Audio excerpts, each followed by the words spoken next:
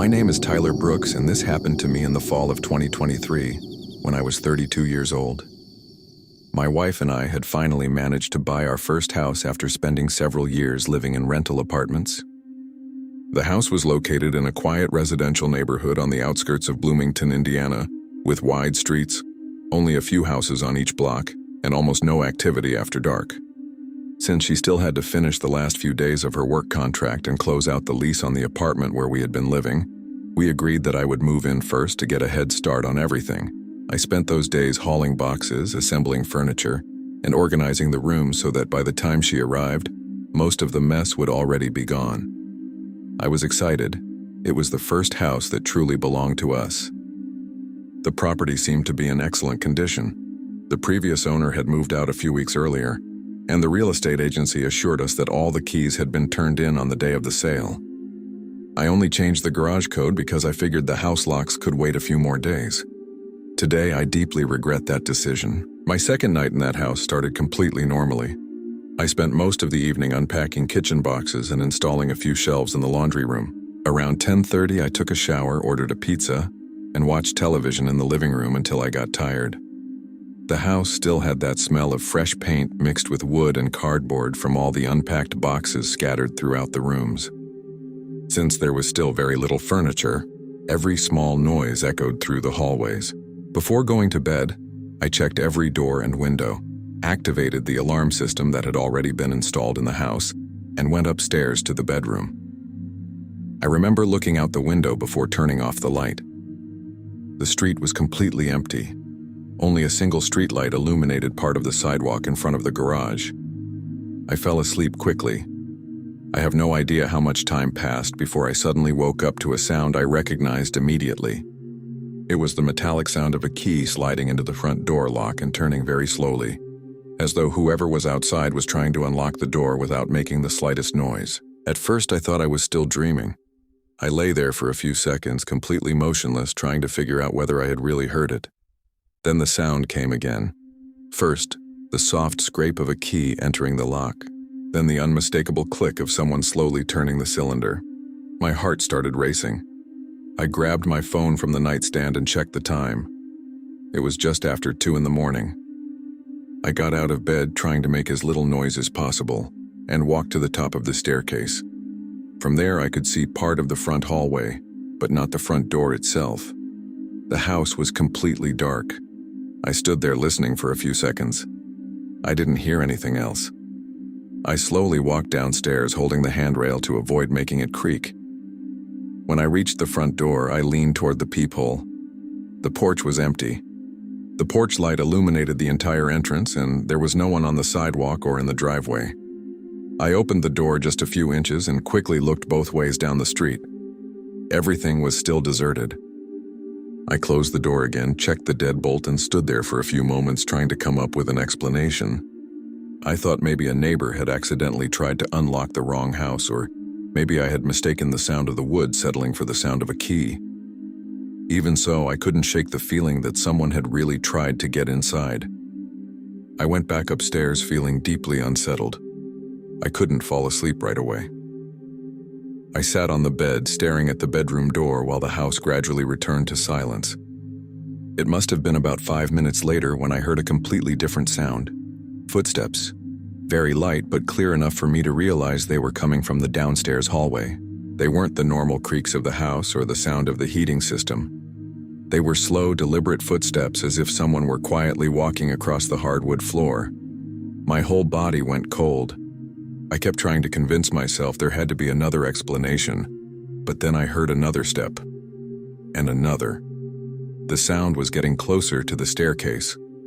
At that moment, I realized something that sent me into a panic. I was absolutely certain I had locked the front door before going upstairs to bed. Even so, someone seemed to be walking inside the house. I quickly turned off my phone screen so no light would escape under the bedroom door, hid beside the closet, and stared toward the hallway entrance, trying not to make the slightest sound. The footsteps continued up the staircase at an incredibly calm pace. There was no rushing, no sound of someone running or searching frantically. It was as though whoever it was knew exactly where they were going. I could hear every stair creaking one after another. I even stopped breathing for a few seconds because I was afraid of making any noise. My first instinct was to call 911 immediately, but I worried that the dispatcher's voice or even the vibration of my phone might alert whoever was inside the house. Even so, I unlocked my phone and placed the call with the volume turned all the way down. As soon as the dispatcher answered, I whispered that I believed there was an intruder inside my home. She asked for my address and whether I could lock myself inside a room.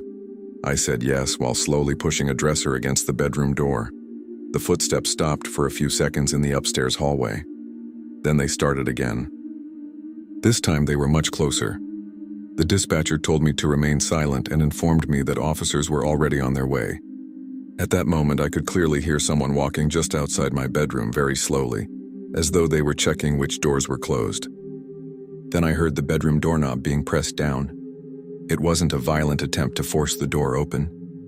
The person simply lowered the handle slowly, testing whether it was unlocked. Since the dresser was wedged against the door, it didn't open, but I could feel the wood shift slightly against the frame. I stayed perfectly still, gripping my phone so tightly that my hand began to ache. The person released the handle. I waited, hoping they would leave. But instead I heard footsteps moving a few feet farther down the hallway. A moment later came the sound of drawers being opened in another bedroom. It was as though whoever was inside was searching for something without the slightest hurry. I kept whispering to the dispatcher, who stayed on the line the entire time. A few seconds later, I heard a closet door slam on the other side of the hallway. Then everything went silent again. That silence was worse than any noise. I had no idea whether the person was still standing outside my bedroom door or had gone back downstairs. The only sound I heard after that was the distant wail of police sirens beginning to approach. As the sirens grew louder, I heard fast footsteps rushing down the staircase. It was the first time that night the person had shown any sense of urgency. I remained hidden behind the bed because the 911 dispatcher insisted that I stay inside the bedroom until the officers announced it was safe. A few seconds later, I heard the front door open and slam shut. Then came knocking on my bedroom door and a voice identifying themselves as the police. I moved the dresser aside and stepped out, still shaking. I told them everything that had happened, and together we searched the house. There were no signs of forced entry on any door or window. The front door lock was completely intact. The officers found several drawers left open in the home office and a guest bedroom, but it appeared the person had fled before taking anything. One of the officers asked to see every key to the house.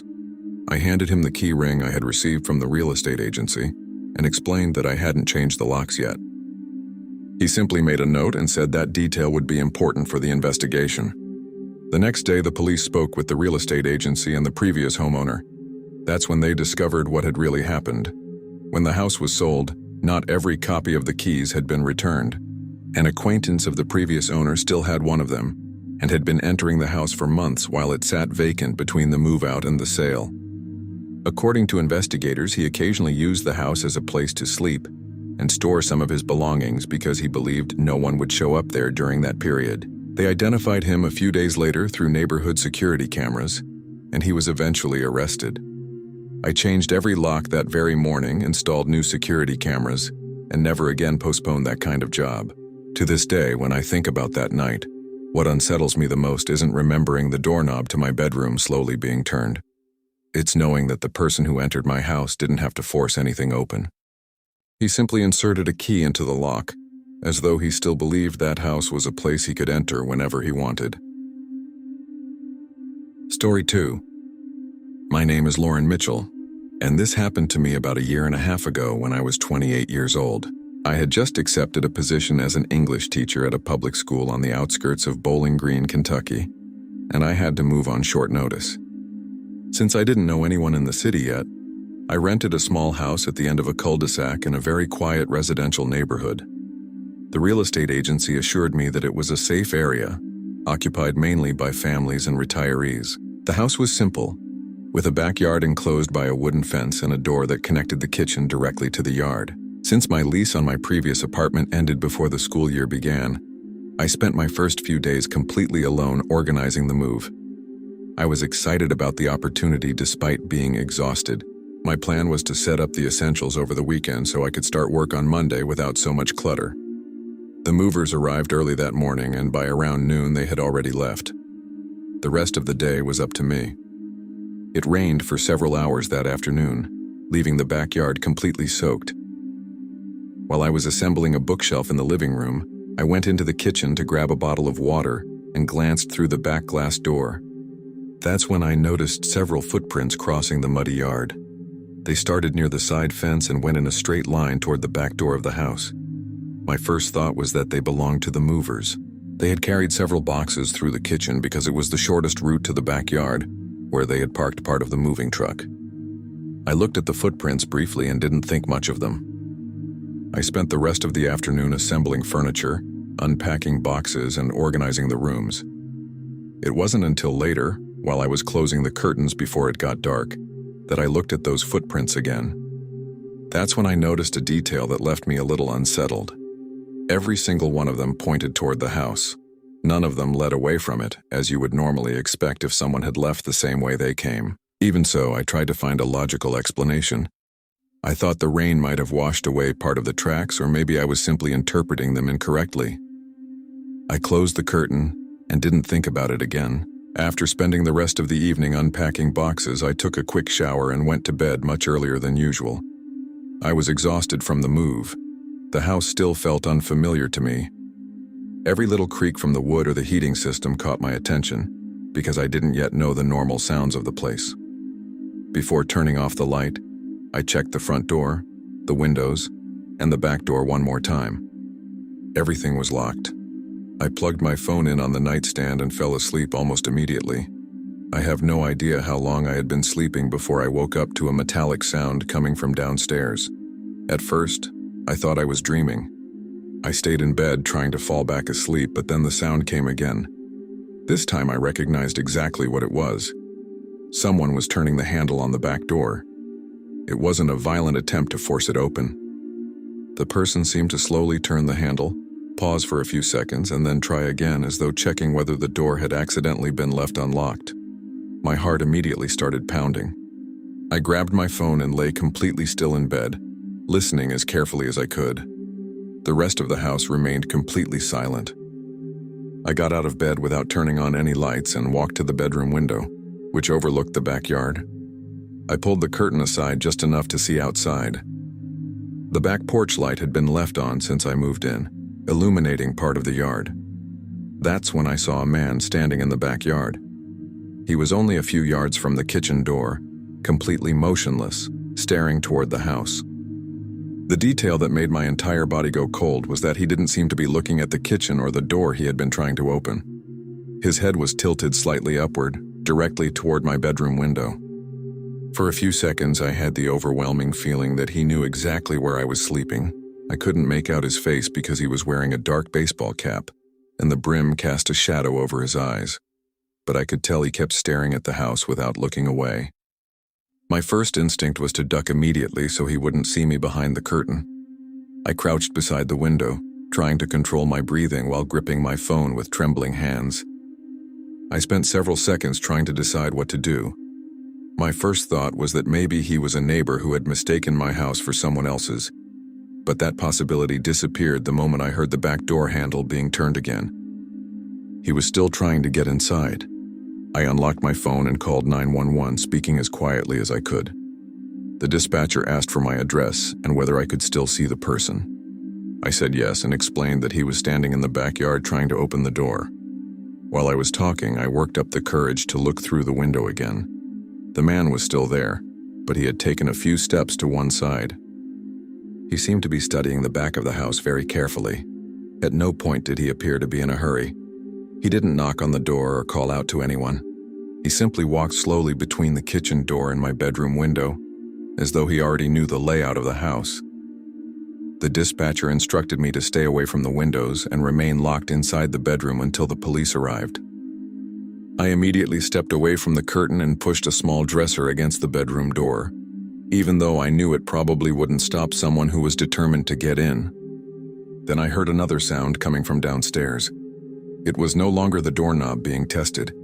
It sounded like soft footsteps on the wooden floor of the small back porch. They moved slowly from one side to the other, stopped for a few seconds, and then started again. At one point, I heard a light tap on the glass door just once. It wasn't a loud knock. It sounded more like someone checking to see whether anyone was watching from the other side.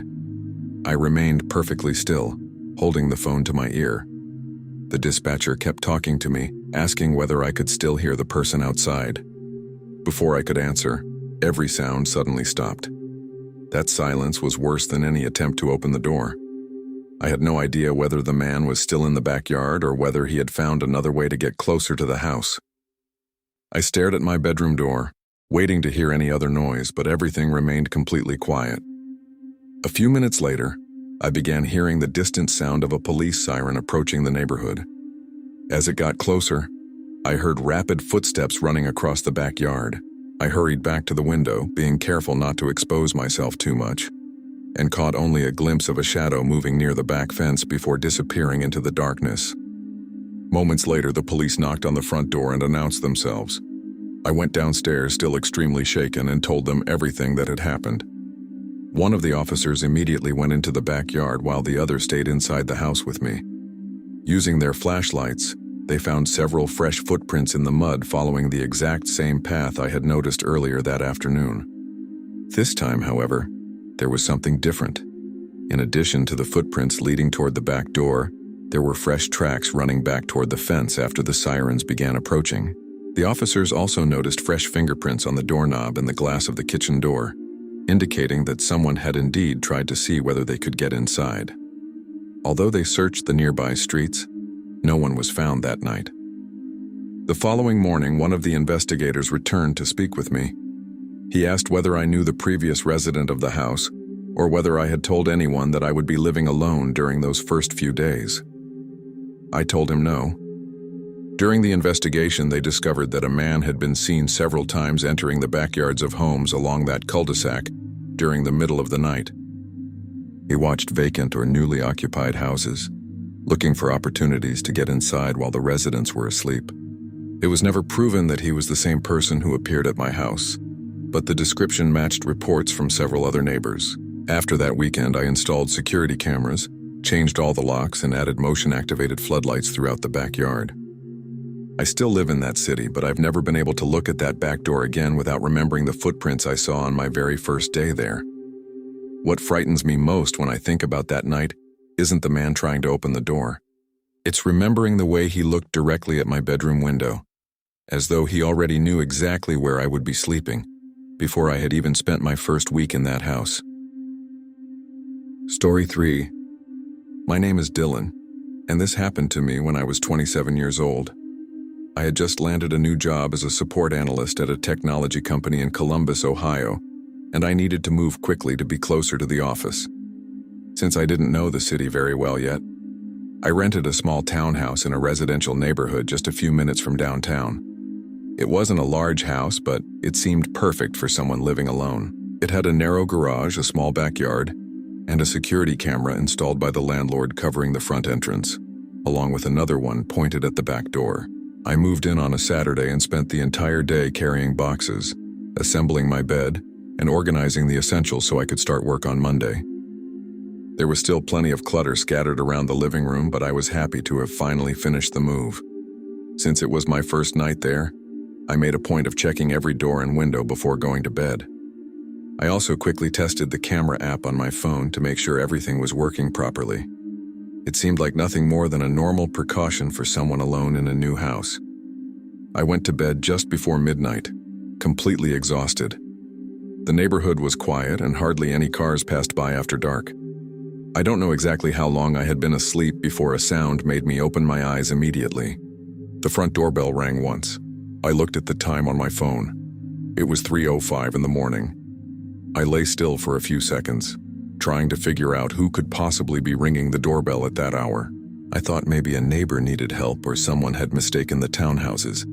Instead of going downstairs right away, I opened the front camera app. The porch was completely empty. There wasn't a single person standing at the door. I kept watching the live feed for a few seconds, and that's when I noticed a car parked a short distance in front of my house. It was sitting across the street with all of its lights turned off. Because of the camera quality, I couldn't identify the make or read the license plate. I could only tell that someone was sitting in the driver's seat. The vehicle remained completely still from the moment I started watching the feed. That alone was strange enough to convince me not to open the door just to see who had rung the bell. I continued watching the camera feed for almost a minute. No one appeared on the porch and the car remained exactly where it was. I considered calling the police, but I felt like I might be overreacting. A parked car on the street wasn't exactly an emergency. I kept watching, trying to spot any movement inside, but the lighting was too poor. After a while, nothing changed. No one approached the door, and the doorbell didn't ring again. I started convincing myself that it had probably been some teenager playing a prank before running off. I closed the app, set my phone on the bed, and tried to fall back asleep. I don't think even 2 minutes had passed before my phone vibrated again. It was a notification from the backyard camera saying it had detected movement. My stomach immediately dropped. I opened the app almost instantly. The image showed the side of the house and part of the back door. At first I thought no one was there. Then I noticed a leg partially visible behind the side wall. Someone was hiding exactly where the camera could barely see. The person stood perfectly still, pressed against the wall, waiting just outside the main field of view. I zoomed in using the digital zoom and was able to make out a man wearing a dark hoodie with the hood pulled over his head. He was standing sideways, looking toward the back door. He didn't appear to be trying to force it open. He wasn't using his phone or showing any sign of being in a hurry. He simply remained there, as though waiting for something to happen at the front of the house. That's when everything suddenly made sense in a way that sent a chill through my entire body. The front doorbell had probably been used only to lure me into opening the front door. While I checked to see who was there, the person hiding along the side would have had an opportunity to approach the back door unnoticed. I grabbed my phone with trembling hands and immediately called 911. While speaking to the dispatcher, I kept watching the live feed. At one point, the man leaned his head slightly forward, as though trying to hear something coming from inside the house. I remained completely motionless in my bedroom without turning on a single light, feeling as though any movement might reveal exactly where I was. The dispatcher instructed me to stay quiet, keep every door locked, and not attempt to confront anyone. As she spoke, I kept switching between the two camera feeds. The front camera still showed the car parked in exactly the same place. The backyard camera continued recording the man hiding beside the house. What caught my attention was that he repeatedly looked toward the front of the property, as though waiting for some kind of signal. A few seconds later, I saw the car's brake lights flash briefly before turning off again. It didn't look like the driver was leaving. It seemed more like some kind of prearranged signal. Almost at the same moment, the man beside the house took 2 steps toward the back door and then stopped again. My heart started pounding much harder. I had the overwhelming impression that the two of them were working together. One stayed out on the street, drawing my attention to the front of the house while the other waited hidden on the opposite side. I kept watching without making a sound. At no point did the man try to force the lock. It was as though he was still waiting for me to make a mistake, like opening the front door to see who had rung the bell. Less than 5 minutes later, I heard sirens approaching the street. As soon as the sound got closer, I saw the car start its engine and slowly drive away without speeding off. The man hiding beside the house reacted immediately. He ran around the back of the house and disappeared before the patrol cars even turned onto the street. The officers arrived just seconds later and searched the surrounding streets, but they never found either of the two men. One of the officers reviewed the camera footage with me and commented that this type of attempt had already happened in other neighborhoods around the city. According to him, some people would ring doorbells in the middle of the night to see whether a house was occupied, and once they realized someone was home, they would try to get the resident to open the front door while another accomplice waited in a location where they couldn't easily be seen. I had never heard of that kind of tactic before that night.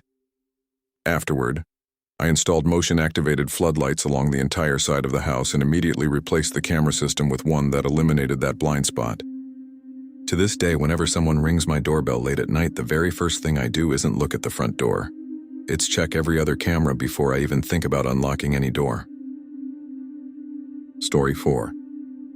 My name is Rachel Donovan, and this happened to me in the fall of 2023 when I was 31 years old.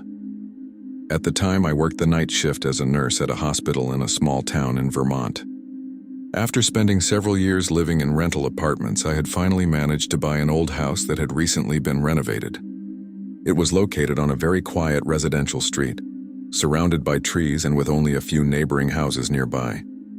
The property was more than 50 years old, but the real estate agency assured me that the electrical system, plumbing, and interior finishes had all been modernized before the sale. Since my first shift wouldn't begin until Monday, I used the weekend to move in by myself. My sister planned to help me over the following days, but that Saturday I was completely alone in the house, surrounded by unopened boxes. I spent the morning assembling my bed, organizing the kitchen, and cleaning a few rooms that still had quite a bit of dust left over from the renovation. Up to that point, everything seemed exactly as I expected from an old house. A few creaks in the floor, the smell of fresh paint mixed with wood, and the typical silence of a small neighborhood during the afternoon. After lunch, I decided to organize one of the smaller bedrooms, which I planned to turn into a home office. While removing a few boxes from a built-in closet, I felt a cold draft brushing against my hand. I thought it was strange because the closet was located on an interior wall, where no air should have been coming through. At first, I assumed there must be a heating duct running behind it. I continued removing the adjustable shelves so I could clean the back of the closet more thoroughly, and noticed that one of them concealed a wooden panel that looked different from the others. It appeared newer, and was secured by only 2 small screws. Since I was already taking everything apart so I could paint the inside of the closet later, I decided to remove that piece as well. As soon as I pulled the panel away, I found a small hidden maintenance door behind it. It was low and narrow, just large enough for someone to crawl through. The little door had been painted the same color as the wall, which explained why it blended in completely. I became curious. I assumed it simply provided access to the plumbing or some part of the house's structure. I turned on my phone's flashlight and crouched down to see what was inside. As soon as I shined the light into the space, I realized it wasn't just a maintenance access. The passageway extended farther than I had expected, with enough room for someone to sit inside. I pointed the light deeper into the space and immediately felt my stomach tighten. There was a thin mattress leaning against the wall, folded carelessly. Next to it were 2 empty plastic water bottles, several cereal bar wrappers, canned ready-to-eat food, and a dark blanket. Everything looked relatively clean. There wasn't any dust covering the objects, as you would expect in a space that had been abandoned for a long time. I picked up one of the bottles, and it was still partially crushed, as though it had been used recently. I also noticed a faint smell of stored clothing mixed with food, very different from the old wood smell throughout the rest of the house. My first thought was that one of the renovation workers had improvised the space as a place to rest during the project. But that explanation stopped making sense when I noticed a small bucket, a flashlight, and even a phone charger neatly coiled in one corner. It looked like a place where someone had actually been staying for more than just a single night. I kept staring at the space, trying to decide whether I should take pictures before closing the hidden door again. That was exactly when I heard a sound coming from outside the bedroom. It was the wooden floor creaking in the hallway. It wasn't the usual settling noise of an old house. They were footsteps, slow, evenly spaced, and heavy enough for me to follow their approach. My entire body froze. I was absolutely certain I was alone in the house. I remained crouched in front of the closet without making a single movement, trying to convince myself that it might be a neighbor walking across the porch or some sound coming from outside. Then I heard another step, much closer this time, and then another. There was no doubt anymore. The sound was clearly coming from the second-floor hallway, heading directly toward the bedroom where I was. My heart started pounding so hard that it seemed to echo through the silence of the house. Instinctively, I switched off my phone's flashlight and stayed perfectly still, listening as the footsteps came closer and closer to the bedroom door. Without making the slightest sound, I grabbed my phone and held it tightly, while remaining crouched beside the closet. The footsteps stopped just outside the bedroom. The silence that followed was even worse than the sound itself. I couldn't actually see the door because part of it was hidden by the closet where I was crouching, but I had the overwhelming feeling that someone was standing just outside.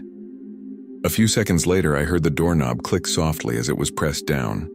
It slowly turned and then returned to its original position. The door didn't open because I had left it only pulled shut rather than fully latched. but that movement alone confirmed that someone was genuinely trying to get inside. My first instinct was to call 911 immediately.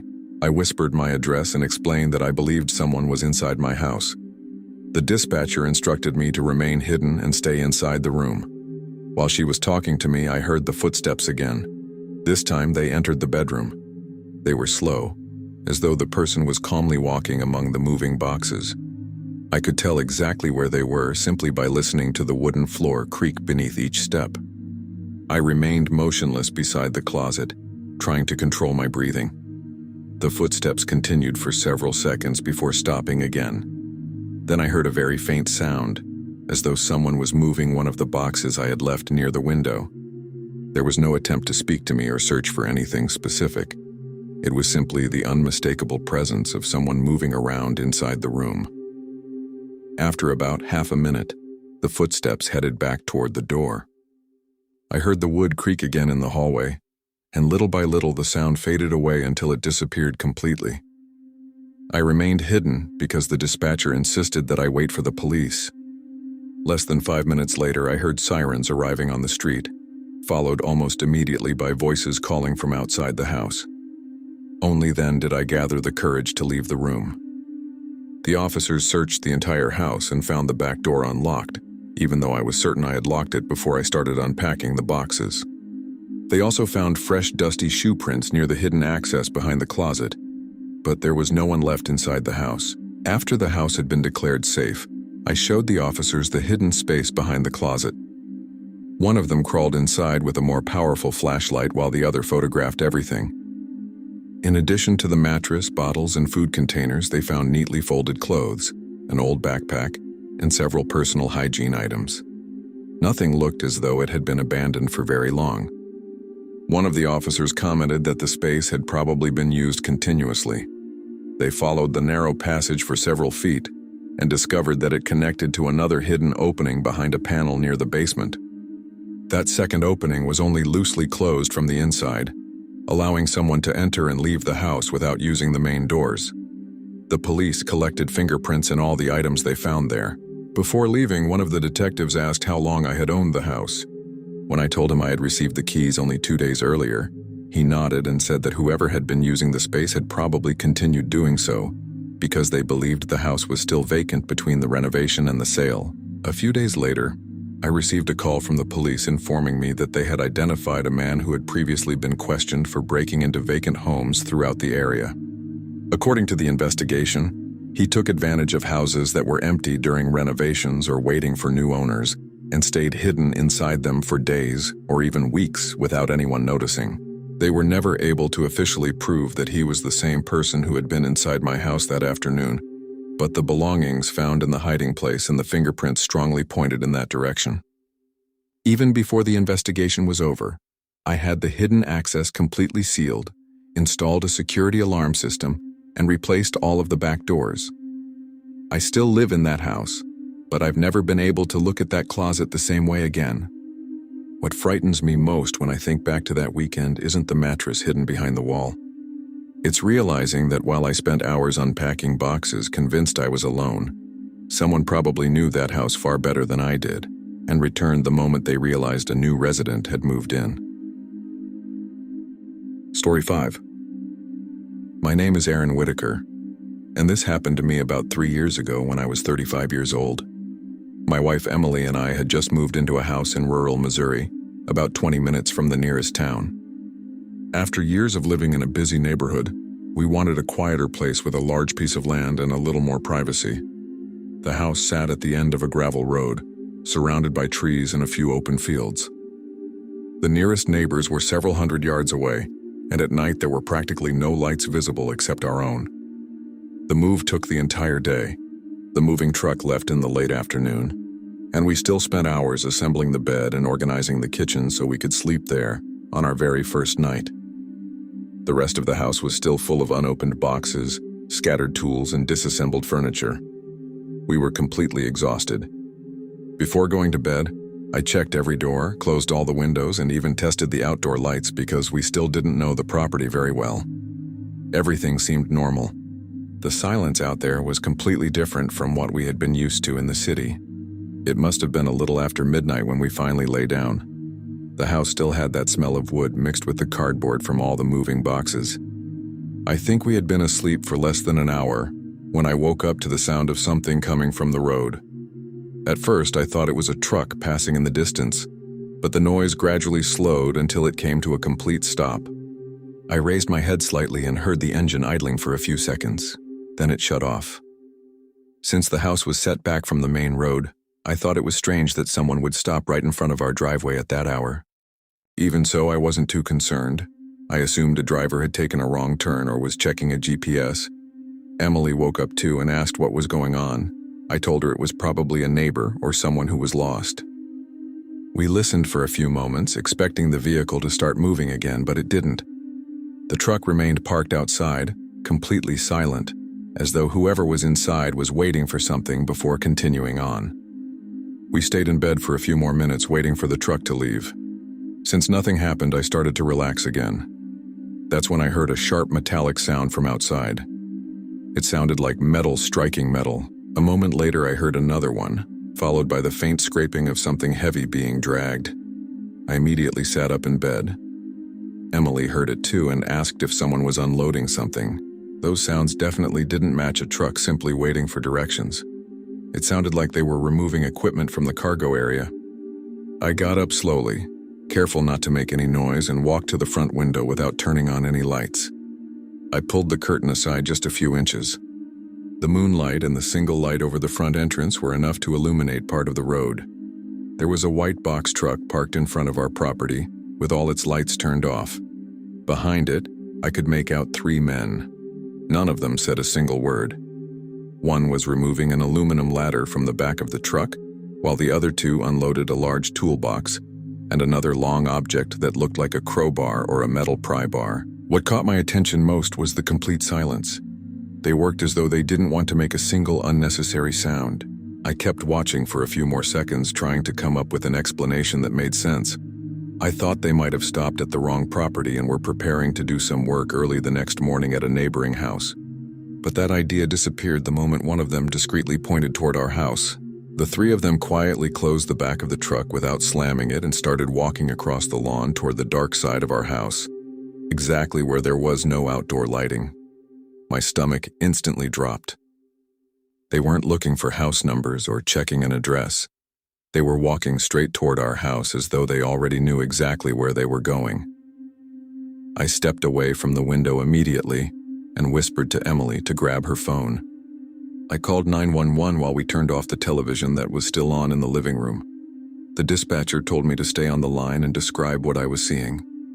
I carefully returned to the window. The 3 men had already disappeared from the front of the house. The only thing I could still see was the shadow of a ladder being carried along the side of the house toward the backyard, where the bedroom windows were located. While I was speaking with the dispatcher, I heard a sound coming from the right side of the house. It was the noise of the ladder being carefully leaned against a wall.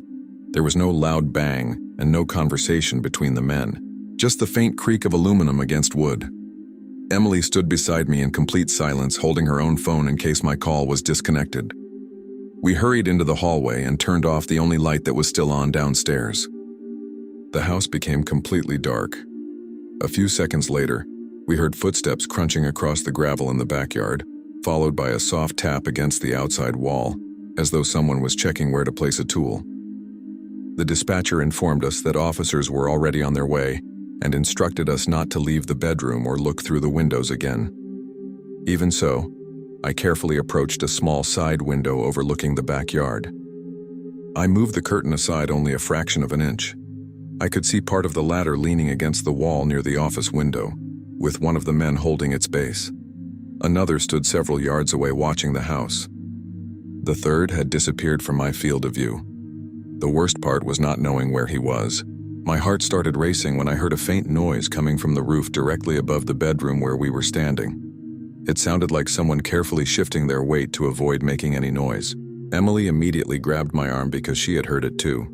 We remained completely motionless. A few seconds later, we heard another sound, this time coming from the back of the house. It was extremely faint, like a tool being gently placed on a windowsill. At no point did they try to force a door or break a window. They seemed to be studying the house before making any move.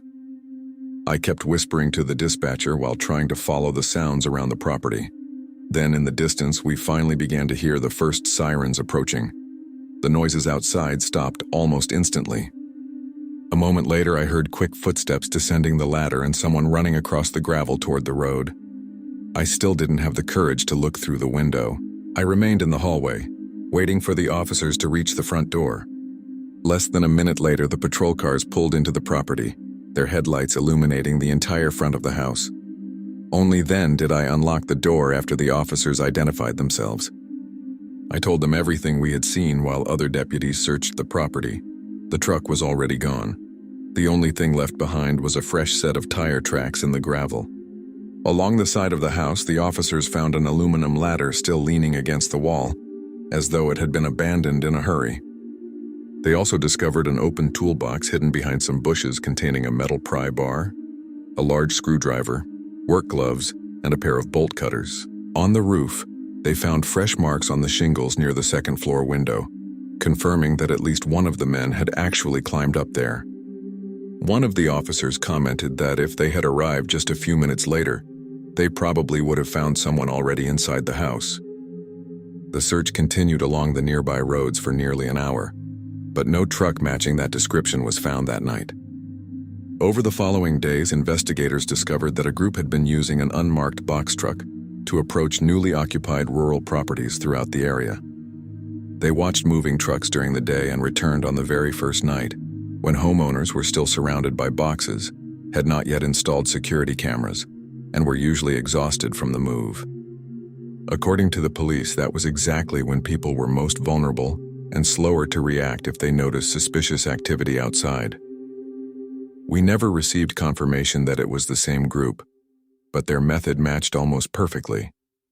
The very next morning, I installed floodlights along the entire side of the house, hired a security alarm company, and installed cameras covering every angle of the property. We still live in that house today. What frightens me most when I think back to that first night isn't the truck parked on the road.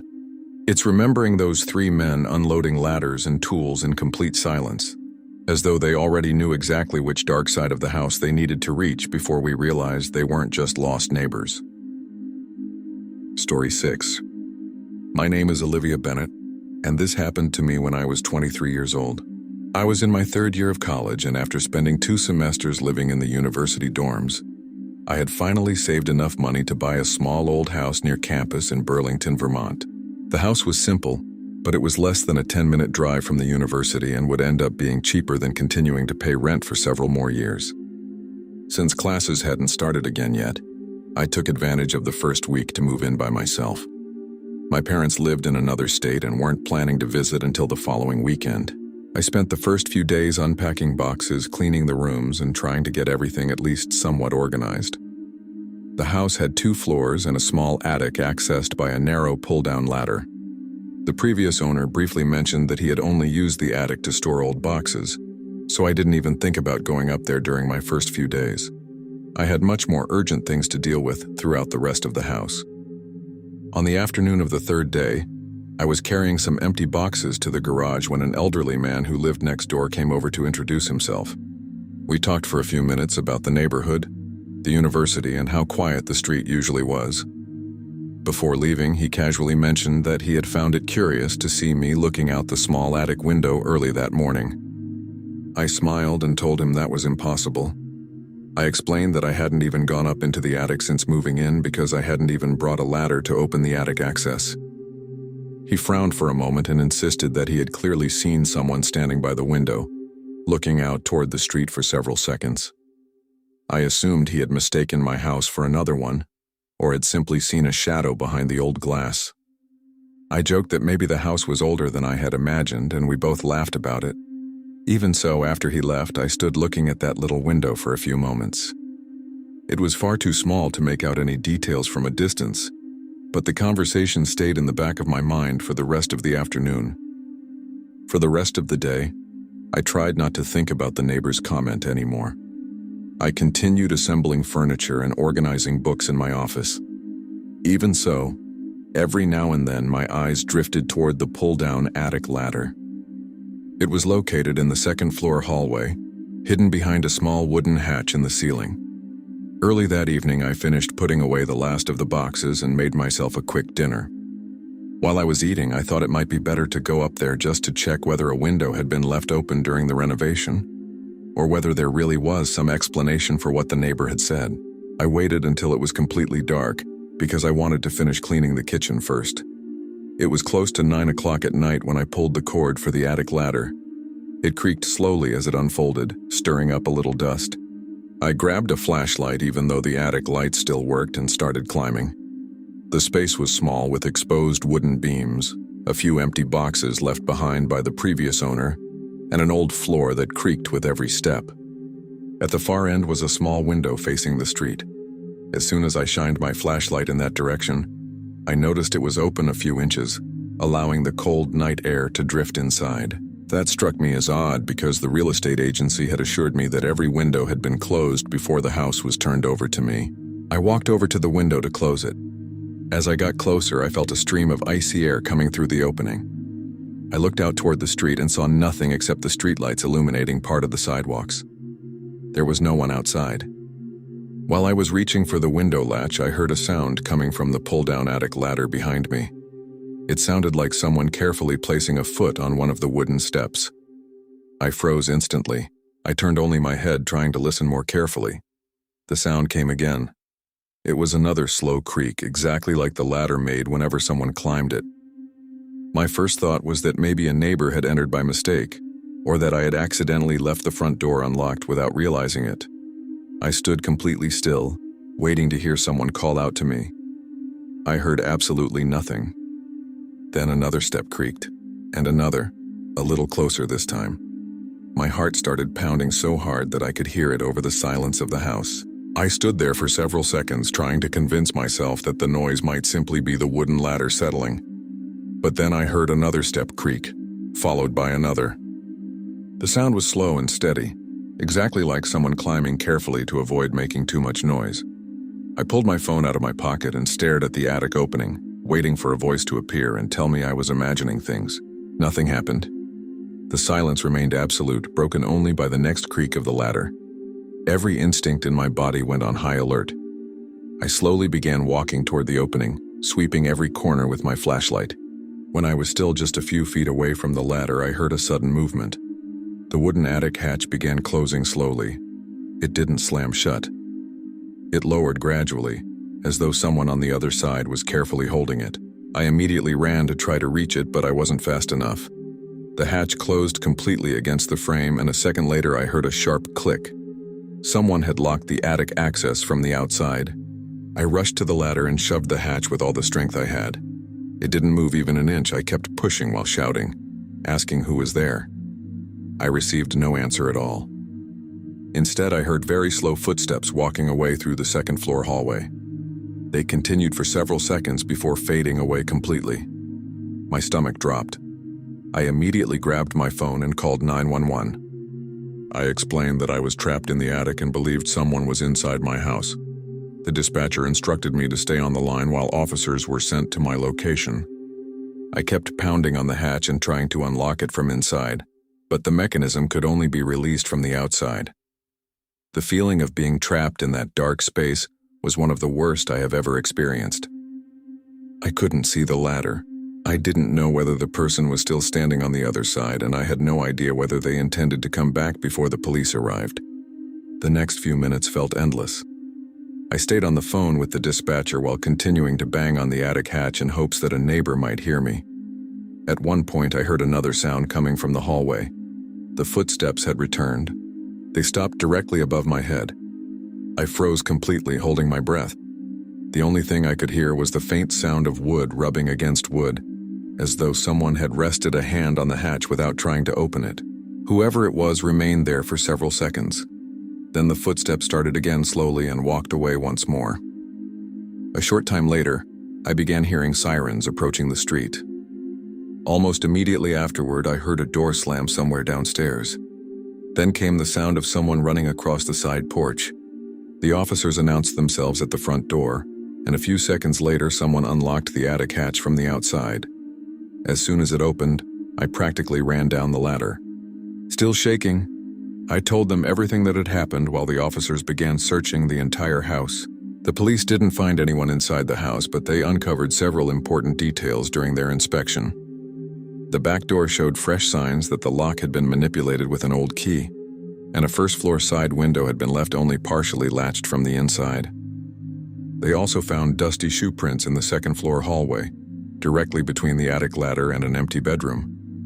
Days later, after speaking with the previous owner, investigators discovered that his nephew still had a copy of the house keys and had occasionally entered the home while it sat vacant before the sale. He claimed he only used the house to sleep there occasionally and store some belongings, believing that no one had moved in yet. They were never able to prove that he was the same person who had been there that night, but the fingerprints found on the attic hatch belonged to someone who was neither me nor the previous owners. I replaced every lock the very next day and installed security cameras covering every entrance to the house. Even now, whenever I think back to that innocent comment from my neighbor saying he had seen someone in the attic window, I realize he was probably telling the truth. It just wasn't me looking out at the street that morning. Thank you very much for your company until the end. Your support is what gives life to this channel. If these stories have caught you, don't forget to leave your like and comment on your opinion. And if you are not yet part of our community, sign up now to receive the next real horror stories.